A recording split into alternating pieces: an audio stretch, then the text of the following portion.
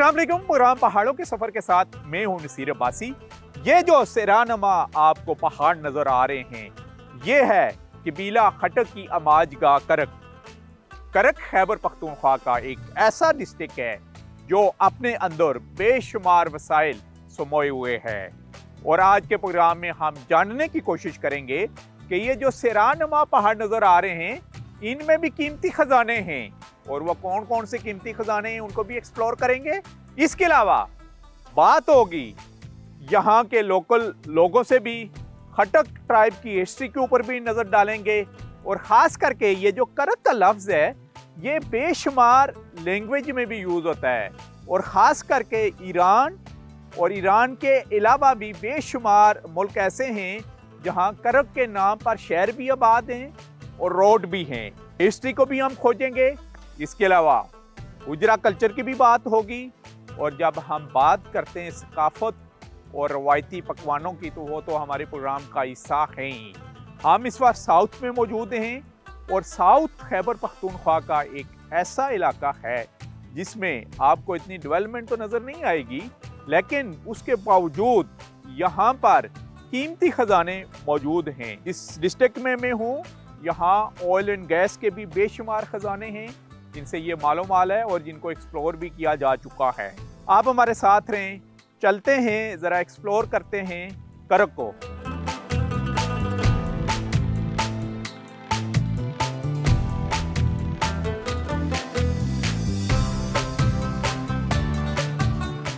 खैबर पख्तूनख्वा का जनूबी ज़िला करक एक बारानी और खुश्क इलाका है। इसे क्वाड डिवीजन से 1 जुलाई 1982 को अलग करके ज़िला की हैसियत दी गई। तारीख बताती है कि 1940 को यह पूरा इलाका नवाब ऑफ टेरी के ज़ेरे हुकूमत था।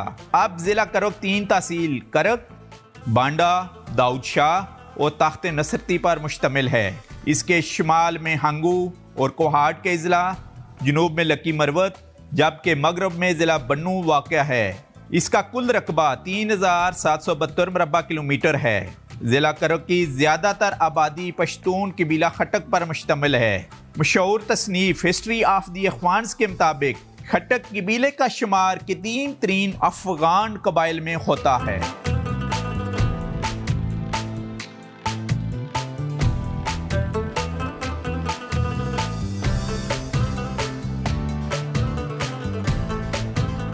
इस वक्त हम खुशहाल खटक यूनिवर्सिटी में हैं, करक में, डिस्ट्रिक्ट करक में।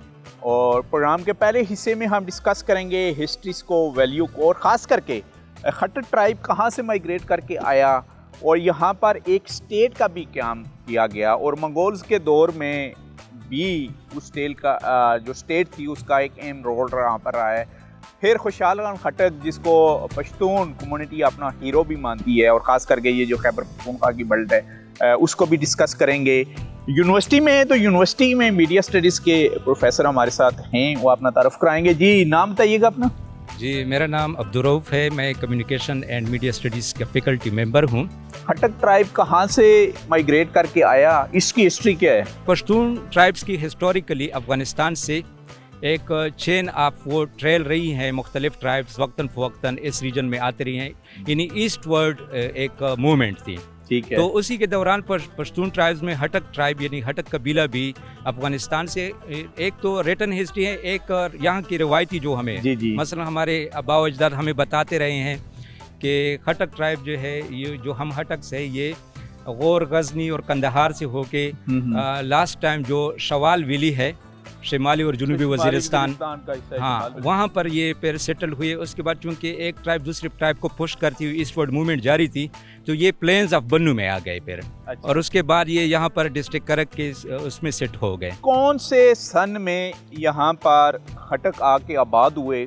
उस वक्त रूल कौन था, किसका था इस खिते में? आई थिंक मंगोल्स का था। हिस्टोरिकली जो प्रोमिनेंसी में बात आ जाती है ना हटक्स की, तो वो एक्चुअली मुग़ल दौर, जो मुग़ल ईरा था, उसमें पर्टिकुलरली खुशहाल खान खटक के, उनके साथ जो मुख्तलिफ़ अवकात में मुबारज़े हुए और मुख्तलिफ़ अवकात में कुछ जंग भी हुई, तो वहाँ से प्रोमिनेंसी मिलती है। वैसे अच्छा, तो खुशहाल खान खटक के आबा अजदाद यानी फोर फादर का तल्लुक भी यहाँ से ही था। जी, ये इसमें एक जो है ना, एक बाज़ औक़ात एक मुग़ालता होता है कि क्या खटक नौशेरा से इधर माइग्रेट हो के आए हैं, या तो हिस्टोरिकली खुशहाल बाबा का जो ग्रैंडफादर था मलक काकोड़ खान, वो टिरी स्टेट से यानी करक का अभी एक इलाका है, टाउन है, वहाँ से माइग्रेट होके नौशेरा गया था और वहाँ पे एक सराय आबाद की जिसको मलक काकोड़ के नाम से, जो अभी अकोड़ा खटक के जो नाम अभी से अकोड़ा अच्छा, खटक। हमें ये बताइएगा अभी आपके खुशहाल खान खटक पर आते हैं, आपने कहा जी कि मार्के भी हुए हैं, मुगलों के खिलाफ उनका टकराव रहा है।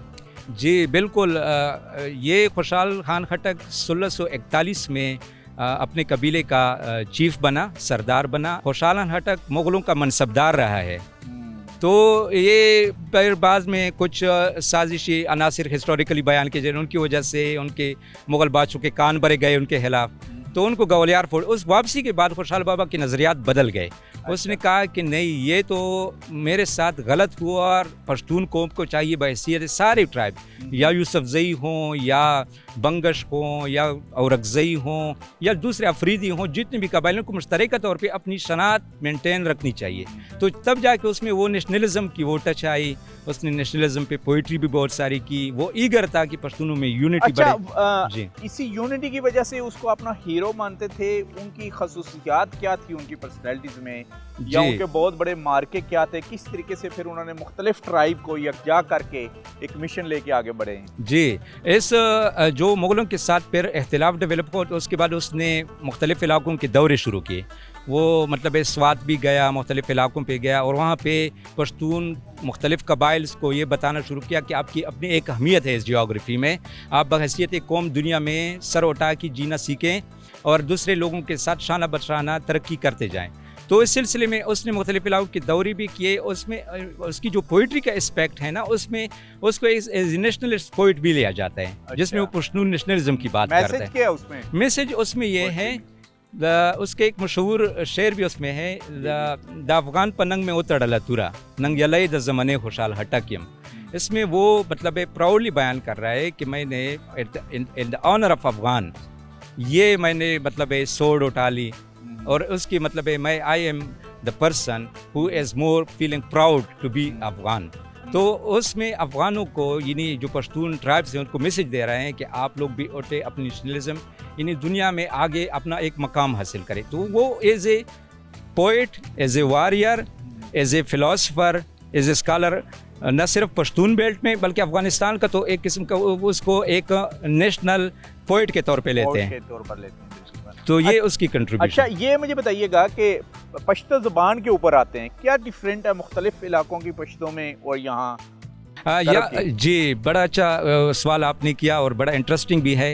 एक्चुअली पश्तो की दो मेजर डायलेक्ट्स हैं। एक को अंग्रेज़ों ने अपने गज़टियर्स में पर्टिकुलरली लिखा है, या जिसने यहाँ पर हिस्टोरिकल रिसर्च की है, तो उन्होंने मसलन जेम्स डब्ल्यू स्पेन एक अमेरिकन से, उसने इस रीजन की सर्वे की है, तो उसने अपनी बुक में लिखा है द बॉर्डर इन पठान, गालिबन इस बुक का नाम है। तो पठान बहुत मशहूर। हाँ, तो उसमें लिखा है कि दो एक्सेंट है मेजर। एक है गोटरल एक्सेंट जिसको हल्की लहजा कहते हैं, जो कि पेशावर आनवर्ड की रीजन के लोग बोलते हैं। एक है सॉफ्ट कंदाहारी एक्सेंट। तो हमारी जो हटक ट्राइब हैं इस रीजन की, वो सॉफ्ट कंदाहारी डायलेक्ट लेकिन मॉडिफाइड वर्जन ऑफ कंदाहारी डायलेक्ट बोलते हैं, एक मखसूस लहजा है। जी, नाम बताइएगा अपना। जी, मेरा नाम अब्दुल्ला खान है, फैकल्टी मेंबर हूँ communication and media studies department. अच्छा, आपका भी क्योंकि तल्लुक यहाँ करक से ही है। जी जी। और करक में एक टेरी स्टेट भी कायम हुई है। जी जी, ज़रा बताइएगा, क्योंकि ओवरऑल हमने देखा है पाकिस्तान बनने से पहले भी और मुख्तलिफ अदवार में कि बरसगीर पाक हिंद का ये जो खिता था, मलाकन डिवीजन हो, हज़ारा डिवीजन हो, मुख्तलिफ स्टेट वर्क करती रही हैं, और यहाँ पर भी वो स्टेट थी। वो स्टेट कब कायम हुई और किसने कायम की? वो बिफोर द पार्टीशन, आज़ादी से पहले एक टीरी के नाम से एक स्टेट हुआ करती थी, जिसको बाज़ मोहम्मद नाम के नाम से एक वो नवाब थे, वो इसको चलाते थे। ये टीरी ही के मुकामी एक बंदे थे जिसको अंग्रेज़ ने मतलब एज अ ब्यूरोक्रेट मनसबदार के तौर पर अपॉइंट किया था। उसके थ्रू उसी टीरी स्टेट को चलाते थे। पूरी डिवीज़न, पूरा क्वाड डिवीज़न उसके अंडर होता था। अच्छा। और उसी के थ्रू जिस पूरी डिवीज़न का निज़ाम जो था बाज़ मोहम्मद ही चलाते थे, वही चलाते थे। वही और खटक कबाइल से थे वो भी। खटक कबाइल से। खुशहाल खान खटक के ऊपर आते हैं थोड़ा सा, उनसे फलसफे के ऊपर, उनकी स्ट्रगल के ऊपर आप क्या कहेंगे? खुशहाल खान खटक का ताल्लुक जो है वो भी टीरी में ही रहे हैं। टीरी वाज अ स्टेट, तो ये भी खुशहाल खान खटक का मसकन रहा है। खुशहाल खान खटक 1613 में पैदा हुए थे। अच्छा। ये यहाँ से माइग्रेट होके उन्होंने अकूड़ी नौशहरा में एक गांव को अकूड़ खेल के नाम से आबाद किया था। जी, अपना नाम बताइएगा। सर मेरा नाम मोहम्मद फरहान है और बीएस इंग्लिश लिटरेचर का स्टूडेंट हूँ। बीएस इंग्लिश लिटरेचर के, माशाल्लाह लिटरेचर के हैं। तो ज़रा आप भी खुशहाल खान खटक के ऊपर क्या कहना चाहेंगे आप? जी, वो तो मशहूर पश्तो अदबी शायर थे। अच्छा। हम सब जानते हैं। मैं भी मतलब एक शायर हूँ, पश्तो अदबी शायर। हम्म। तो शायरी के जो अल्फाज हैं हमारे ज़िला करक में, दमाजी गर ख्यालुना दगरप सर ख्यालुना जमा पता पसीवी जमा अक्सर ख्यालुना और जकड़ मजान ता जोड़ा यवा ख्याली जुंगड़ा, जकड़ मजान ता जोड़ा यवा ख्याली जुंगड़ा लरे द दे दुनिया द शोर और शर ख्यालुना और इश्क तद्व मख लोबा सड़े शकमन शिपके, इश्क तद्व मख लोबा सड़े शकमन शिपके यौ द सनम खपल अवल बल द खपल सर ख्यालुना और आखिरी मकता द गज़ल चे दाकड़ी मायूसा सड़े चे द्वाड़ा यौ शिवरता, दाकड़ी मायूसा सड़े चे द्वाड़ा यौ शिवरता चे सशी रिज़क मसले सदा दिलबर ख्यालुना। प्लीज ज़रा जी तारुफ कराइएगा, कौन से डिपार्टमेंट के student? BS English literature and applied linguistic का 4th सेमेस्टर का स्टूडेंट हूँ। अच्छा, तो आप कोई खुशहाल खान खटक की पर्सनालिटी के ऊपर, उनकी शायरी के ऊपर एक जुमला कहिएगा। सर खुशहाल खान खटक जो है उनकी शायरी जो है वो थ्रू आउट मोटिवेशनल है और नेशनलिज्म भी, उस नेशनलिज्म का पहलू भी है उसमें देखा जा सकता है। तो खुशहाल बाबा ने अक्सर औकात नेशनलिज्म के ऊपर और बहादुरी के ऊपर, मोटिवेशन के ऊपर उन्होंने शायरी की, लेकिन उनका एक नरम गोशा भी था उनकी शायरी में जो उसका रोमानवी साइड था। नाम बताइएगा। सर मेरा नाम ज़िया हटक है। खटक ख़ानदान के ऊपर आप, अगर आपको कहा जाए कि इसकी कोई खुसूसियात बयान करें, तो आप एक जुमले में कैसे इसको डिस्क्राइब करेंगे? सर वो तो खुशहाल खान हटक ने हमें बताया है कि हटक जो है वो बहादुर हैं। और बहादुर क्यों हैं? क्योंकि हमारा जो दादा है, हम खुशहाल खान हटक को अपना दादा मानते हैं। सारे पाकिस्तान में जहाँ भी हटक की बात होती है तो वहाँ पर हटक कौम की बहादुरी ज़रूर आती है।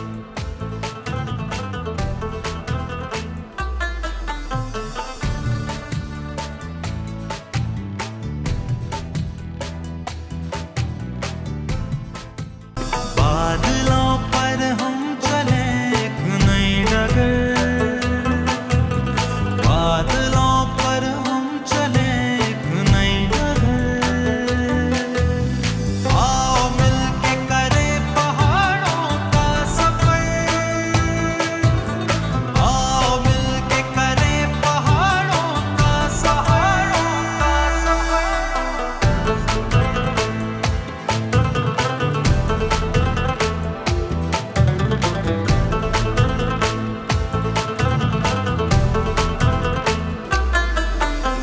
वादियों से दोस्ती कर लो ज़रा, तुम पहाड़ों के बनों मेहमान ज़रा,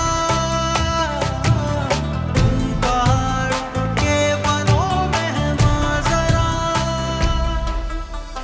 मादुनियात की दौलत से माला माल ज़िला करक से निकलने वाला जिप्सम, जो बज़ाहिर आम सा पत्थर दिखाई देता है मगर इससे बेशुमार खाम माल तैयार किया जाता है जो मेडिकल के शुबे में इस्तेमाल होता है। टूटी हुई हड्डियों को जोड़ने के लिए इस्तेमाल होने वाला प्लास्टर भी इसी जिप्सम के पाउडर का बना होता है। इसके अलावा जिप्सम से छतों की सीलिंग के लिए शीट्स भी तैयार की जाती हैं और यहाँ जिप्सम का पाउडर और मुख्तलिफ साइज़ की सीलिंग शीट्स बनाने के लिए स्पेशल प्लांट्स लगाए गए हैं, जहाँ से तैयार शुदा माल पाकिस्तान के जुड़वां शहरों इस्लामाबाद, रावलपिंडी और मुल्तान तक भेजा जाता है। इसके अलावा जिप्सम से तैयार शुदा एक्सपोर्ट क्वालिटी का खाम माल बैरून मुल्क भी भेजा जाता है।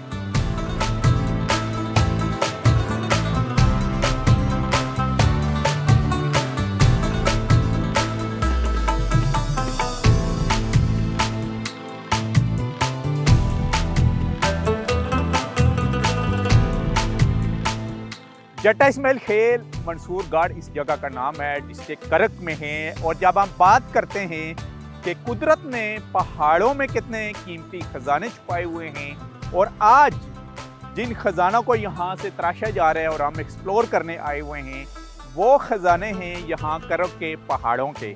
करक के पहाड़ों से कितना कीमती पत्थर निकल रहा है और इससे क्या कुछ तैयार हो रहा है। हमारे साथ यहाँ पर मौजूद हैं deputy director mines and mineral करक। करक के जितने भी खजाने हैं वो लोगों के सामने, लोगों को पता चले कि यहाँ पे क्या क्या चीज़ें अवेलेबल है हमारे पास। तो जिस तरह आप सबको मालूम है कि अल्लाह ताला ने करक को कुदरती खजानों से मालामाल किया है, जिसमें जिप्सम है, यहाँ पे नमक है और साथ में हमारे साथ इधर कोयला भी बहुत ज़्यादा तादाद कोयला भी निकल रहा है। जी, कोयला भी निकल रहा है। अलावा गैस के ज़खायर भी गैस के बेशुमार हैं। ज़खायर, तेल, गैस के तेल, ज़खायर गैस के ये ज़खायर बहुत भी। ज़्यादा इधर अवेलेबल है हमारे पास। अल्लाह ताला ने करक को नवाजा है इन चीज़ों से। तो बताइएगा, जिस जगह पर जिस माइनिंग के ऊपर हम मौजूद है, ये किस चीज़ की माइनिंग है? ये जो माइनिंग अभी आप देख रहे हैं, ये माइन है जिप्सम की। अच्छा, और जिप्सम से जिस तरह आप सबको पता है कि भाई प्लास्टर ऑफ पेरिस इस्तेमाल होता है, ये बनता है इससे। आपके जो आर्थोपेडिक के जो मुख्तलिफ प्लास्टर वगैरह बनते हैं उनमें यूज़ होता है, और सेरेमिक्स के बहुत सारे प्रोडक्ट्स में इनसे यूज़ होता है। और यानी जितनी जो घरों के अंदर लोग सीलिंग करवा रहे हैं, ज़्यादातर मार्केट में खरीदने के लिए जाएं तो वो कहते हैं जी कि ये चाइना से आई हुई है, ये इम्पोर्टेड है, ये यूनाइटेड है, ये फलां कंपनी की है, ये फलां की है। लेकिन हमें यहाँ पर आके पता चला है कि यहाँ से इसका खाम माल निकल रही है और शीट भी यहाँ पर ही तैयार हो रही है। जी बिल्कुल, यहाँ पे शीट तैयार भी होती है, लेकिन यहाँ पे देखें जिस तरह आपको पता है कि पाकिस्तान में क्राइसिस है मुख्तलिफ इकनॉमिकल लिहाज से, तो ये सारी चीज़ हाम माल की सूरत में चाइना में जाता है। चाइना में उसको पॉलिश करके मुख्तलिफ प्रोडक्ट्स में बना के और मुख्तलिफ डिज़ाइन बना के वापस हमें बेचते हैं वो लोग। और सबसे ज़्यादा कहाँ जा रहा है ये यहाँ से खाम माल निकल के?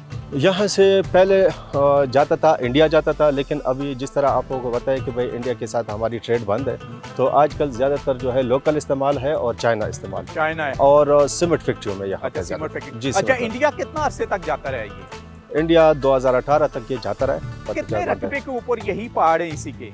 ये इधर मुख्तलिफ माइंस हैं। यहाँ पे हम ज़्यादातर जो रकबा देते हैं एक लीज होल्डर को, वो 200 एकड़ तक देते हैं। तो यहाँ तकरीबन कोई 99 के करीब लीजेस हैं, जिसमें जिप्सम निकल रहा है और साथ में रॉक साल्ट निकल रहा है। अच्छा, रॉक साल्ट के कितने सारे ज़खायर हैं और कितने की? रॉक साल्ट के जो बहुत ज़्यादा ज़खायर है, जो नॉर्मल जो वाइट आप नमक है वो ज़्यादातर करक से ही जाता है, और जो पिंक साल्ट है वो कालाबाग से जाता है और चकवाल से जाता है। चकवाल से जाता है जी, अच्छा, इसमें फ़र्क क्या है? जो करक से नमक निकल रहा है उसमें और जो हमारे चकवाल से निकल रहा है उसमें डिफरेंट क्या है? डिफरेंस कोई नहीं है, सिर्फ कलर का फ़र्क है अच्छा, कि भाई वो पिंक है और ये इधर जो है ये सफ़ेद है, सिर्फ ये फ़र्क है और उसके अलावा कोई वो नहीं। अच्छा, कितना रेवेन्यू जनरेट कर रहा है आपका महकमा? जब हम फोकस करें इसी जिप्सम को, तो जिप्सम से और यहाँ से जो साल्ट निकल रहा है इससे, यहाँ से हम तकरीबन 10.5 करोड़ रुपए जो है वो हम अभी रॉयल्टी हमने की है, तो अच्छा। उससे हम कह सकते हैं कि अभी 10.5 करोड़ की इस साल हम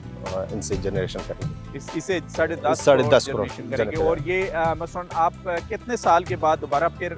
ये सालाना बुनियाद पे होता है हमारा। सालाना बुनियाद पे हम लीजिंग जो होता है रॉयल्टी कॉन्ट्रैक्ट देते हैं, तो साल के बाद उसको दोबारा वो करते हैं। अगर वो हो जाता है तो ठीक है, नहीं तो फिर वो हम डिपार्टमेंटली कलेक्ट करते हैं। अच्छा, तो नमक यहाँ का कहाँ जा रहा है? किन मालिक? नमक जो है ज़्यादातर आजकल अफगानिस्तान जा रहा है। अभी हम आपको लेके जाएंगे प्लांट के ऊपर और दिखाते हैं कि किस तरीके से इस पत्थर की क्रशिंग की जाती है। मतलब इसको जिप्सम कह रहे हैं यहाँ पर, जिस माइन के ऊपर हैं, और इससे क्या कुछ यहाँ पर तैयार हो रहा है। आप हमारे साथ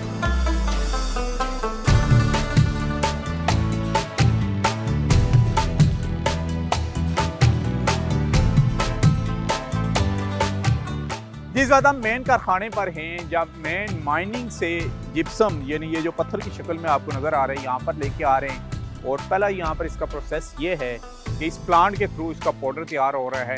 जी, अपना नाम बताइएगा। मोहम्मद ज़ेब। ज़ेब, बताइएगा कि इस प्लांट के बारे में। जब पत्थर तो यहाँ पर पहुँच गया जिसको आप जिप्सम बोल रहे हो, उसके बाद फर्स्ट इसका मरला है, ये कौन सा है? फर्स्ट सर ये होता है सिंडिकेटर। अच्छा। इस पे बन जा रहा है, ये पत्थर आ रहा है बड़ा पत्थर, इससे ग्राइंड हो के तकरीबन जो या गंदम के बराबर बन रहे हैं।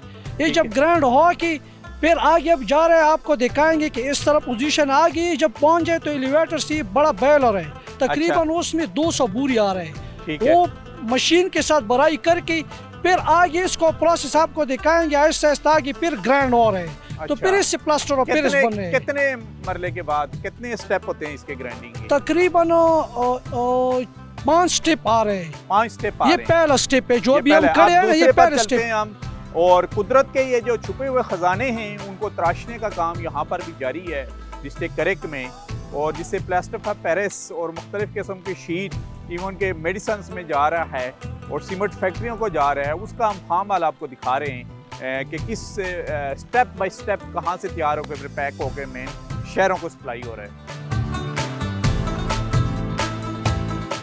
तो यहाँ पर ये पट्टी चल रही है, इसका बताइएगा हमें। सर मसला ये है कि जब ग्राइंड हो जाए तो बराई करके तकरीबन 2-2.5 घंटे चल रहा है। इसमें जो नमी होते हैं, ये जिप्सम में अपना नमी होते हैं, वो नमी इससे निकाल के फिर प्लास्टर और उसको गर्म करते हैं तो नमी निकलती है। हाँ, तकरीबन 2-2.5 घंटे लग रहे हैं। 2-2.5 घंटे। हाँ, इसका डिग्री तकरीबन 175 डिग्री पे पक जाता है। अच्छा, ठीक हो गया। उसके बाद पैकिंग होती है इसकी। उसके बाद फिर ग्राइंडिंग हो रहे हैं। फिर ग्राइंडिंग हो रही है। फिर वो बिल्कुल फाइन बना रहे हैं। अच्छा, फाइन हो जाए, जिस तरह आटा हो ना, फाइन आटा उस तरह बना के फिर बोरी में पैकिंग करवा रहे हैं। अच्छा जी, अभी जो ग्राइंडिंग हो रहा है वो आपको दिखाएंगे कि आगे इसका अपना ये पोजीशन है। जी दिखाएं जरा, ग्राइंड कहाँ हो रहा है आपका।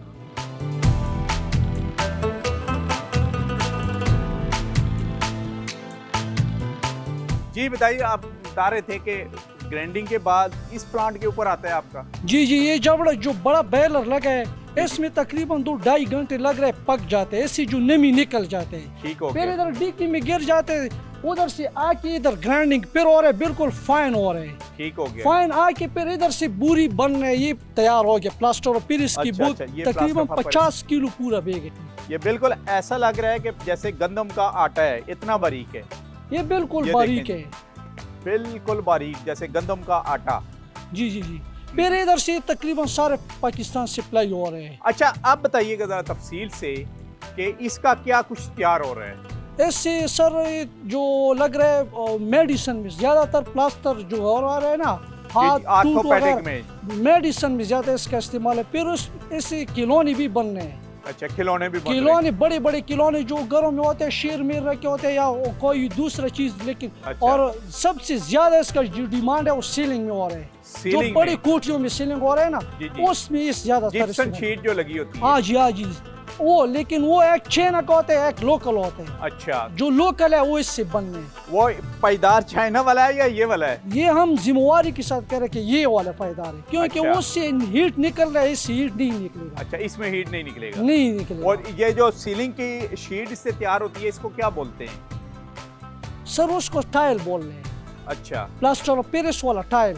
वो 2x2 भी होते हैं, 2x4 फुट भी होते हैं। ठीक हो गया। ज्यादातर 2x2 फुट होते हैं। 2x2 जी जी जी। पाकिस्तान के अंदर आप कारखाने लग चुके हैं, प्लांट हैं, बिल्कुल डाई हैं जिससे सीलिंग बिल्कुल। तैयार हो रही है। ज्यादातर पिंडी और इस्लामाबाद में, लेकिन मरकज इसका पिंडी और इस्लामाबाद, तीसरे नंबर पे मुल्तान है इसका मरकज। जी नाजरीन, ये था आपके लिए है कि जिस भी इलाके में खैबर पख्तूनख्वा के डिस्ट्रिक्ट में जाते हैं तो हम आपको बताते हैं कि यहाँ पर पहाड़ों में कौन से छुपे हुए खजाने हैं।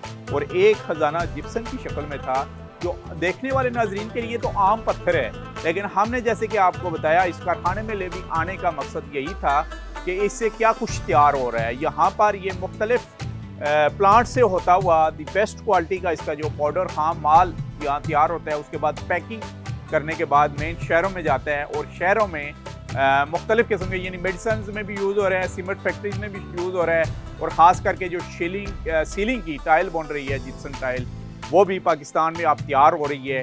और डायरेक्टली और इनडायरेक्टली इन्होंने कहा कि तकरीबन करब के तकरीबन 10,000 लोगों को इस कारोबार से मुंसलिक हैं, जिनका ज़रिया माश इसी इंडस्ट्रीज़ के ऊपर है। तो आप हमारे साथ रहें। आज हम डिस्ट्रिक्ट करब में और एक्सप्लोर कर रहे हैं इसका कल्चर, इसकी माइनिंग और इसकी हिस्ट्री को।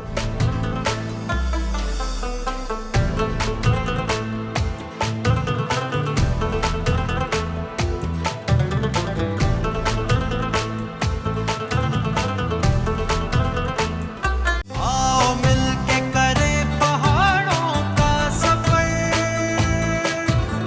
आओ मिलके करें पहाड़ों का सफर।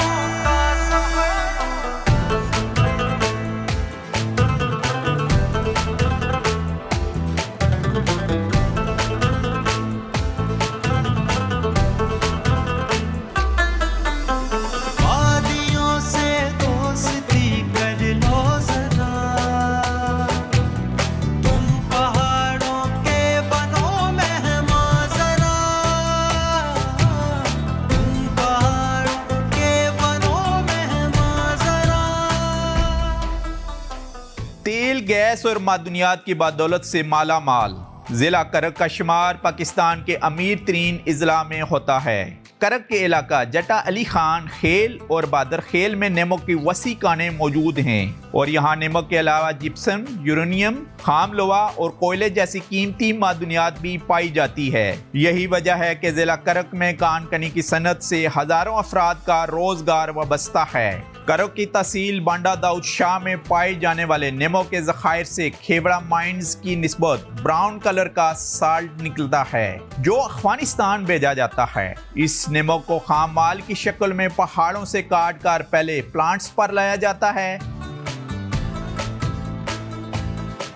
गांव मीर कलाम और जिला करक में ही हैं हम और जिस माइन के अंदर हम लेके आए हुए हैं, क्योंकि थ्रू आउट मेरे प्रोग्राम की ये खूबसूरती ये भी है कि जहाँ भी जाता हूँ मैं आपको बता रहा होता हूँ कि इन पहाड़ों में कुदरत ने छुपे हुए कितने खजाने रखे हुए हैं और जिस खजाने को अभी तराशा जा रहा है इसमें से साल्ट निकाला जा रहा है। ये साल्ट मायने ये नमक की कान, और जो नमक मशहूर है यहाँ का वो कोहाटी नमक के नाम से है जिसकी अपनी एक मुनफरद हैसियत है। और ये माइन तकरीबन 450 फुट लंबी, तकरीबन 45 फुट चौड़ी और तकरीबन 28 से 30 फुट इसकी लंबाई है। और यहाँ पर मकामी कुछ लेबर्स हमारे साथ मौजूद हैं जो एक्सपर्ट इसी कारोबार से वो बस्ता हैं, उनसे हम बात करेंगे। जी नाम बताइएगा अपना। मेरा नाम असमतुल्ला। ये माइन कब की स्टार्ट हुई है ये कान जो है नमक की? 2012 में से शुरू। ये 2012 में लगना में कहा गया जी ये पाकिस्तान बनने से पहले की यहाँ पर नमक की कान है। वो पुराने कान है, उसमें काम अभी बंद है, ये अभी इसको नया शुरू किया। लेकिन इस पहाड़ी में तो हाँ। यानी अंग्रेज के दौर का है यहाँ। जी हाँ जी हाँ, नमक पहले से मौजूद है इसमें। नमक पहले से मौजूद है। अच्छा, लेबर कितनी काम कर रही है आपके साथ? हम 3 साथी। सिर्फ 3 लोग? जी। कितने घंटे काम करते हैं निकलता है ये? तकरीबन हम 8-10 घंटे काम करते हैं। 8 से 10 घंटे? जी। तो क्या वजह है कि इतनी लेबर कम आपके साथ क्यों है? हर एक माइन में अपनी अपनी जोड़ी है। अच्छा, जोड़ी होती है। और जो दूसरी है वो भी लीजिंग इसी इन्हीं के पास है? जी हाँ, वहाँ से भी निकल रही है? जी हाँ। तो कितने टन नमक निकल रहा है डेली का यहाँ से? हम तकरीबन 23-24 टन नमक निकालते हैं डेली? हाँ, इसी माइन, इस माइन में से। और साथ वाली में भी? हाँ, उससे भी इसी तरह निकलता है, कभी कभी 40 टन तक निकलता है। अच्छा। और अक्सर 24 टन निकलता है। अच्छा, इस नमक में और जो और खैबर पख्तूनख्वा से नमक निकल रहा है उसमें फ़र्क क्या है? बस ये कराड़ का नमक जो है वो थोड़ा सफ़ेद ज़्यादा है, उसकी क्वालिटी अच्छी है, थोड़ी शीशा है। और ये नमक जो है ये सादा नमक है, रंग इसका थोड़ा काला है, थोड़ा रंग मसलन इसका थोड़ा सा ब्राउन कलर का है। जी हाँ। आपको हम लेके जाएंगे इसके प्रोसेसिंग प्लांट के ऊपर और करक शहर में दिखाएंगे जहाँ पर इसका प्लांट लगा हुआ है कि किस तरीके से नमक को पीसा जाता है और पीसने के बाद ये कहाँ कहाँ जा रहा है। आप हमारे साथ रहेंगे।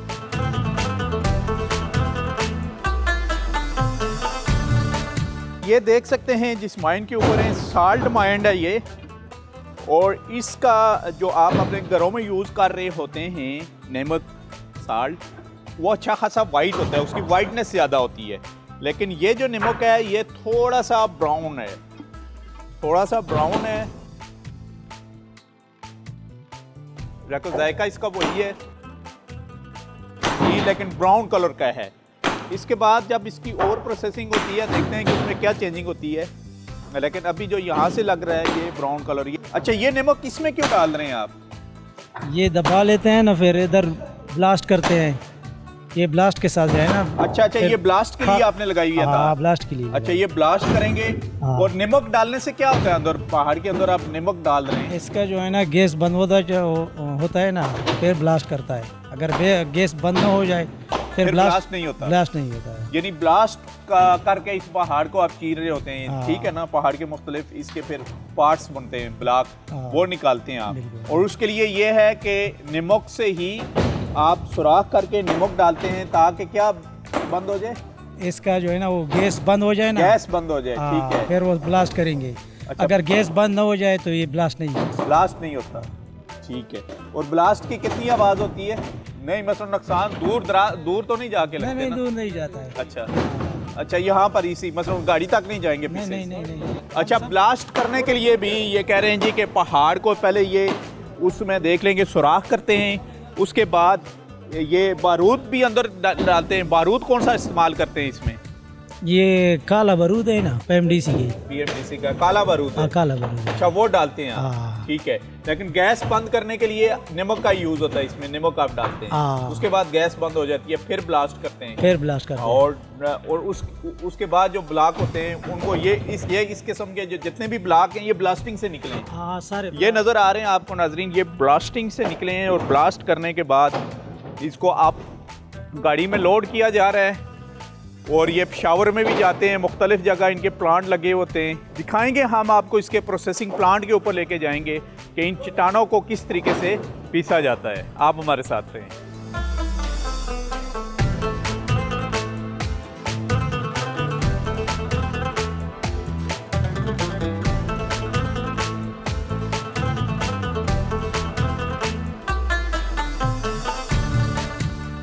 माइनिंग के बाद जो साल्ट है वो ब्लॉक की शक्ल में यहाँ पर आता है, वो उसके बाद उसकी पिसवाई का काम शुरू होता है, उसके बाद उसकी पैकिंग होती है और पैकिंग करने के बाद जहाँ का ऑर्डर होता है वहाँ सप्लाई किया जा रहा है।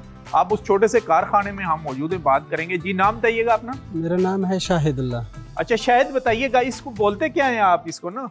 इसको हम पश्तो में मालगा कहते हैं, उर्दू में नमक बोलते हैं। इस प्लांट में आके ब्लॉक डालते हैं आप? हाँ जी। और कितने कितने पीसेस डालते हैं और वो कितने टाइम के बाद बिल्कुल बारीक हो जाते हैं? हम एक एक पीस ऊपर से डालते हैं, उसको फिर ये थोड़ा थोड़ा छोटा छोटा क्रश बनता है और इसके बाद उसको पिसाई बनती है। अच्छा पिसाई बनती है। और डेली का कितने एक पीस लेते हैं आप? ये जो सामने आया आपके सामने बोरी जो पड़ा हुआ है, ये हम 500-600 बनाते हैं डेली का। डेली का माशाल्लाह, यानी ये अच्छा खासा। और कितनी पैदावार हो रही है नमक की इन इलाकों में? इधर 3-4 पहाड़े हैं नमक की, वही से वहाँ से कान से आते हैं, इधर हमने उसको पिसाई करते हैं। आप पिसाई करते हैं? जी जी। और कितनी लेबर है आपके पास अभी? हम तो अभी 8-9 बंदे हैं। 9 बंदे। अच्छा इस नमक को बोलते क्या, नाम किस नाम से मशहूर है ये इसको कराट नमक मशहूर। कराट नमक। जी जी। यानी कराट नमक इसको कहा जाता है। एक कोहाटी नमक है और फिर कराट नमक है। कराट नमक और कोहाटी नमक में क्या फर्क है? ये वाला जो नमक है ये शीशा नमक उसको बोलते हैं, शीशी की तरह सफेद होता है, साफ सुथरा होता है। ठीक है, साफ सुथरा होता है। जी जी। यानी और इसकी सफाई करने की जरूरत नहीं होती, फिर लोग इसको घरों में यूज करते हैं। बिल्कुल जी, हम सारे यूज करते हैं। और आयोडीन का क्या तरीकाकार होता है, वो कैसे आप मिलाते हैं इसमें? जैसे कहते हैं आयोडीन मिला नमक। उसको हमने ऊपर ये सामने बाल्टी रखा हुआ है, जी जी, आप उसको देख सकते हो। तो इसको हम इसको अपने तरीके से इसको थोड़ा थोड़ा इसको डालते हैं, तो फिर यह आयोडीन ज्यादा भी नहीं इस्तेमाल करते, कम भी नहीं इस्तेमाल करते। तो चेकिंग का तरीका क्या होता है? आप कौन आके चेक करते हैं? हमारे पास इसका अपना वो एक शीशा है आयोडीन का, जब हम उसको डालते हैं वो पीला होता है, उसको जो है ना इसी तरह हमें मालूम होता है कि ये जो है ना ये आयोडीन मिला हुआ है। अच्छा ये आयोडीन मिला हुआ है। अच्छा ज्यादातर ये नमक जाता कहाँ है? ज्यादातर बस ये क्वेटा अफगानिस्तान वगैरह जाते हैं, जहाँ से ऑर्डर आते हैं वैसे। अच्छा जहाँ से ऑर्डर आते हैं वहाँ पर ही ऑर्डर के ऊपर आप तैयार करते हैं? बिल्कुल। ज़िला करक को कुदरत ने जहां मादुनियात से माला माल कर रखा है, वहीं यहां बेरी के फूलों से सीज़न में तैयार किए जाने वाले शहद की पाकिस्तान समेत दुनिया भर में बहुत ज़्यादा मांग है। और यहां तैयार किया जाने वाला बेरी का शहद करक की ख़ास सौगात भी समझी जाती है। करक में शहद की मक्खियों की अफसाइश के लिए मकामी अफराद की ज़िली इंतज़ामिया खुसूसी मावनत करती है। यही वजह है कि कानकानी के बाद करक की तकरीबन 45% आबादी का रोज़गार शहद की पैदावार के साथ वाबस्ता है। करक का मशहूर बेरी का शहद पाकिस्तान समेत इस्लामी बरादर ममालिक सऊदी अरब और यमन में भी भेजा जाता है, जबकि यमन करक के इसी बेरी के शहद को अपनी प्रोडक्ट के तौर पर पूरी दुनिया में एक्सपोर्ट करता है।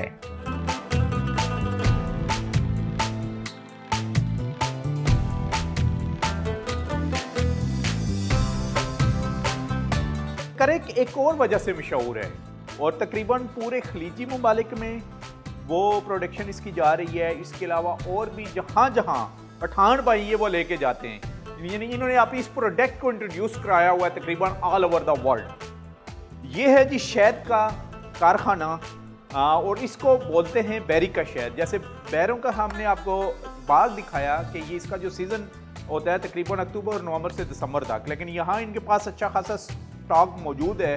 किस तरीके से ये शहद तैयार करते हैं, क्या इसमें कोई केमिकल भी डाला जाता है, कितना इसको टाइम लगता है और किस नाम से ये मशहूर है, ये हम पूछेंगे। जी नाम बताइएगा अपना। डॉक्टर बहादुर नवाज। अच्छा डॉक्टर बहादुर नवाज साहब, हमें बताइएगा सबसे पहले कि ये शहद शहद तो हर जगह, मसलन मैं अमेरिका रहने वाला हूँ तो वहाँ पर जंगलात में भी उन्होंने प्लांट लगाए होते हैं, हर जगह ये रखे होते हैं जो फार्मिंग शहद तैयार होता है जी। उस शहद और इस शहद में क्या फ़र्क है? हमारे जो करक की जो बेरी है वो सारी दुनिया में मशहूर है अल्हम्दुलिल्लाह। इसकी जो पैदावार है सारी अरब ममालिक जाते हैं, सऊदी अरब जाते हैं, दुबई जाते हैं, कुवैत जाते हैं। इसके अलावा यूरोपीय ममालिक को भी ये शहद जो है ना इधर से दरामद हो जाते हैं ना। इसके मुकाबले में बहुत ज़्यादा बरामदात भी मतलब है हम उधर से कमा रहे हैं, ज़ेर मुबादला कमा रहे हैं। लेकिन एक कमज़ोरी है हमारे वो टीम की या हमारे मुल्क का बदकिस्मती समझे कि जो इंतज़ामिया है या मतलब है, इससे पहले हमने बहुत सारे मुलाकातें की हैं, डीसी से हमने मुलाकात की है। ये एग्रीकल्चर में बेसिकली आता है, ये तो प्रोडक्ट मसलन जो खैबर पख्तूनख्वा का है डिपार्टमेंट एग्रीकल्चर, इस ड्रम तक आने तक जी ये शहद किस तरीके से निकाला जाता है, कौन कौन से प्रोसेस में शामिल है, और उसके बाद ये इस शक्ल में पैकिंग में आप लेके इसको आते हैं? पहले तो ये मक्खी इसमें काम करता है 14 दिन से लेकर 2 महीने तक 45 दिन तक ये शहद तैयार करता है फार्मी मक्खी। ये बक्सो वाली मक्खी है, बक्सो वाला, ठीक है। ये बेरी की सीजन में होता है और ये बेरी के ऊपर बैठती है आके। जी, बेरी की दरख्त से ये शहद हासिल करता है, बेरी की फूल से। और ये इसमें जो है तकरीबन 45 दिन तक ये शहद तैयार करता है। अच्छा, बेरी के फूल के ऊपर मक्खी बैठती है, उसके बाद उसको रस को सक करती है, उसके बाद आप उन ब्लॉक्स में ले आती है। फिर इसको हम जो है ना मशीन के जरिए इससे निकालते हैं। अच्छा, ब्लॉक में से मशीन के थ्रू, जो ब्लॉक छोटे छोटे लकड़ के बने होते हैं, जी, उनमें आके मक्खी बैठती है, और उनसे हम फिर मतलब है मशीन के जरिए निकाल लेते हैं। ठीक हो गया। और इसके बाद हम उसको कैनों में डालते हैं। अच्छा, ये जो गैलन नजर आ रहे हैं, फिर इस गैलन में पैक करते हैं। इसके बाद एक और प्रोसेसिंग आता है, इनको मलमल के कपड़े के साथ, यानी 2-3 कपड़े मिला के इनके साथ इनका सफाई करते हैं। अच्छा, फिर इनको सफेद छोटे छोटे कैनों में, यानी 28 किलो इसका फी भर्ती होती है 28 कैनों का। अच्छा, तो फिर उसमें डाल लेते हैं।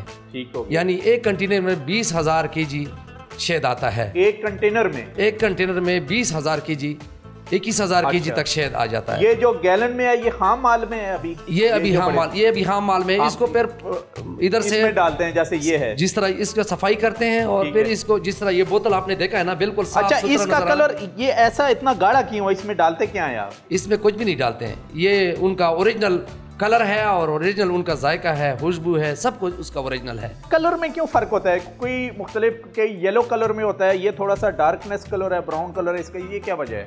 ये जो ब्राउन कलर है ये फ्लाई का होता है। अच्छा, जो थोड़ा सा डार्कनेस का होता है वो बेरी का होता है। बेरी का है। लेकिन ये जो आप देख रहे हैं ना, ये ओरिजिनल हालत में है, यानी ये ओरिजिनल हालत में। और इसका कोई टेस्टिंग का पैमाना है आपके पास? हैं हम हर महीने इसका टेस्ट करते हैं लेबोरेटरी से। अच्छा, पेशावर से हम करते हैं और इस्लामाबाद से भी NIRC वाले करते हैं? जी, हम खुद करते हैं, अपने पैसों से करते हैं। अच्छा, नहीं उन्होंने कोई आपको सर्टिफिकेट दिया हुआ है ये ओरिजिनल है क्वालिटी वाइज? बिल्कुल, अल्हम्दुलिल्लाह हमारे पास सर्टिफिकेट भी पड़ा हुआ है। अच्छा, और इनके हम मतलब जब भी हम माल बेचते हैं इससे पहले उनका लेबोरेटरी टेस्ट करा के, पहले लेबोरेटरी टेस्ट उनको व्हाट्सएप करते हैं सऊदिया को, और अच्छा, इसके बाद हम उनको माल बेचते हैं। अच्छा, सऊदिया में लीगल तरीके से आपका माल लीगल तरीके से। अच्छा, एक कोई मुल्क है जो यहाँ के करक के शहद के ऊपर अपनी स्टैंप लगा के बेच रहे हैं? अल्हम्दुलिल्लाह हम पाकिस्तान, यमन जा रहा है आपका? अल्हम्दुलिल्लाह हमारी बेरी का शहद इतना अच्छा है, सारी दुनिया में 1 नंबर शहद जो है वो यमन का है। लेकिन यमन वाले इसके साथ मतलब है हमारे पाकिस्तान का जो शहद है वो खासकर हमारे करक का जो बेरी है, उसको मतलब है यमन के नाम से बेचते हैं। यमन के नाम पर जाता यहाँ से है। अच्छा, हमारी पाकिस्तानी। अच्छा, गवर्नमेंट आपकी सपोर्ट कर रही है? नहीं, अल्हम्दुलिल्लाह इससे हमारे गिले शिकवे हैं। नहीं, पहले एक अफसर यहाँ पर तैनात रहे हैं, डीसी साहब, अल्हम्दुलिल्लाह हमारे उन्होंने कुछ कोहाट में JOC साहब थे, आर्मी ने भी कुछ की थी, फिर उन्होंने कहा कि मुख्तसर करेंगे। फिर सोशल रिस्पॉन्सिबिलिटीज का ये जो फंड होता है मुख्तलिफ आपके यहाँ पर कंपनी लगी है जो ऑयल एंड गैस में काम कर रही है, उन्होंने कहा था जी कि हम फैसिलिटेट करेंगे, मशीनरी भी आएगी। आई थिंक प्लांट अभी भी कहीं पहुँच चुका है, प्लांट पहुँच चुका है और रकबा भी वो मुख्तस कर रहे हैं।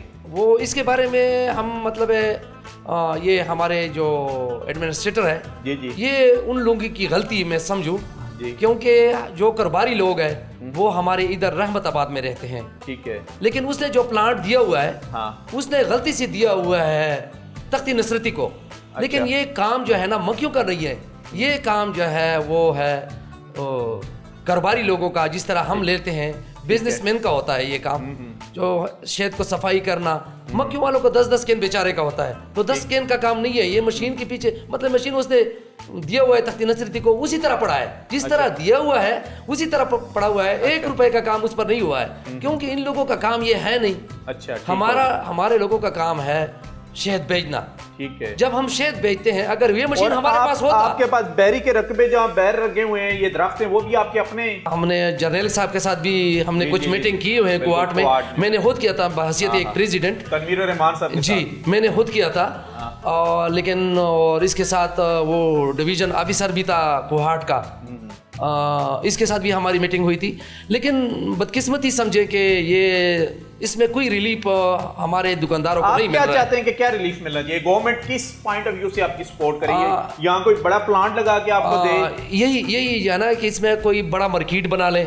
हमारे जो हनी बीकीपर एसोसिएशन का जो है, दुकानदारों के लिए कोई अच्छा मार्केट बना ले, उसमें प्रोसेसिंग प्लांट बना ले कि इनके साथ फिर हम इसका क्या करेंगे कि इन कपड़ों के साथ मलमल कपड़ों के साथ इतना तकलीफ करते हैं। ये देसी तरीके से भी आप ये देसी तरीके से हम करते हैं, ये हमारी मजबूरी मतलब है कि ये बाहर जाके इसको और वो करते होंगे मुख्तलिफ प्लांट। जब अगर ये प्लांट होता तो ये इनका इस सफाई जो है इससे भी अच्छा होता, इससे भी अच्छा होता। और एक बात ये भी है कि इससे पहले हमने बहुत मतलब कोशिश की है कि इधर कोई पुल लगाएं या मतलब जो दुकानदार हैं उनको इजाफी कर्जे दे दें, मतलब रिलीफ दे दें हुकूमत की जानिब से, लेकिन हुकूमत की जानिब से हमें कोई रिलीफ नहीं मिल रहा है। ये है यहाँ की प्रोडक्ट और अच्छी खासी, क्योंकि हमने भी सुना था इसके बारे में, इसीलिए हम करक में आए। तो हमने कहा ये हमने सेगमेंट हर सूरत में करना है जो करक की पहचान बनती जा रही है। जैसे कि हम कह रहे हैं कि जिस तरीके से KPK का, खैबर पख्तूनख्वा का माइनिंग डिपार्टमेंट इतनी जल्दी से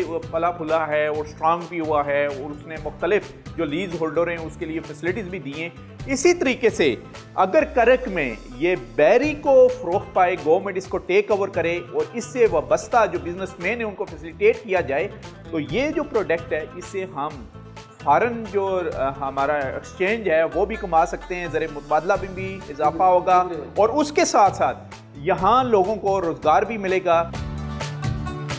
आज के प्रोग्राम में पहाड़ों के सफ़र में हमने करक की हिस्ट्री को फोकस किया, क्योंकि ख़ास करके यहाँ पर एक ही ट्राइब सदियों से आबाद है, वो है खटक ट्राइब, और उसके बारे में बताया हमने आपको कि कहाँ से ये माइग्रेट करके यहाँ पर आए हैं। फिर उनकी मशहूर शख्सियात जिनको ये हीरो भी मानते हैं, ये पख्तून बेल्ट जो है, खुशहाल खान खटक की लाइफ के ऊपर, उनकी शायरी के ऊपर रोशनी डाली। और फिर हम आपको लेके गए बांडा दाऊद शाह, जो बेसिकली गेम चेंजर साबित हो रहा है इस करक के इलाके में, क्योंकि इसको ज़्यादातर कहा जा रहा है कि ये पसमानदा डिस्ट्रिक्ट है, लेकिन अब माइनिंग का सेक्टर यहाँ पर डेवलप हो रहा है। और जो साबका हुकूमत थी खैबर पख्तूनख्वा में PTI की, उनकी कुछ काविशों से यहाँ माइनिंग का सेक्टर और माइनिंग डिपार्टमेंट की काविशों से वो फल फूल के सामने आया, जिससे मुकामी लोगों को रोज़गार भी मिला है। जैसे जिस भी जगह पर हम जाते हैं, मेरी कोशिश होती है कि मैं बता सकूं कि ये जो कुदरत के पहाड़ हैं इनमें भी छुपे हुए ख़जाने हैं, और यहाँ पर जिस ख़जाने को हमने एक्सप्लोर किया वो जिप्सम था, जिससे ना सिर्फ सीलिंग शीट बन रही है बल्कि मेडिसन में भी उसका इस्तेमाल बेशुमार है। और इसके अलावा साल्ट यानी नमक, और वो हमारे पड़ोसी मुल्क अफगानिस्तान को इस वक्त यहाँ से जा रहा है। ओवरऑल पीसफुल डिस्ट्रिक्ट है। प्रोग्राम पहाड़ों का सफ़र देखने के लिए आप हमारे YouTube पेज पर जाएं, डिस्कवर पाकिस्तान को सब्सक्राइब करें, और फेसबुक पेज पर भी आप देख सकते हैं, डिस्कवर पाकिस्तान पर जाएं और वहाँ पर जाके पहाड़ों के सफ़र को लाइक करें। बेशुमार खैबर पख्तूनख्वा के ये जो खूबसूरत मकामात हैं, इनके रिकॉर्डेड प्रोग्राम आपको मिलेंगे। नेक्स्ट फ्राइडे किसी और डिस्ट्रिक्ट में आपसे मुलाकात होगी। फिलहाल नसीर अब्बासी को यहाँ करक से इजाज़त दीजिए। अल्लाह हाफिज़।